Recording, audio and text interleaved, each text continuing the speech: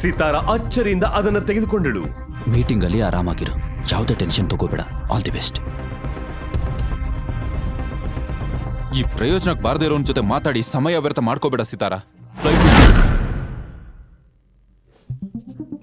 ಹೇಯ್ ಸೂರಜ್, ಬಾಯಿ ಮುಚ್ಕೊಂಡಿರೋ. ನಾನು ನನ್ನ ಹೆಂಡತಿ ಜೊತೆ ಮಾತಾಡ್ತಿದ್ದೀನಿ. ಇನ್ನು ಒಂದು ಶಬ್ದ ಕೇಳಿದ್ರು. ಆಕಾಶ್ ಸೂರಜ್ನಿಗೆ ಬೆದರಿಸಿದ. ಸಿತಾರ ಸೇರಿ ಎಲ್ಲರೂ ಬೆಚ್ಚಿ ಬಿದ್ದರು. ಆದರೆ ಆಕಾಶ್ ಏನೂ ಆಗದಂತೆ ಸಿತಾರ ಜೊತೆ ದೃಢವಾಗಿ ಮಾತನಾಡಿದ.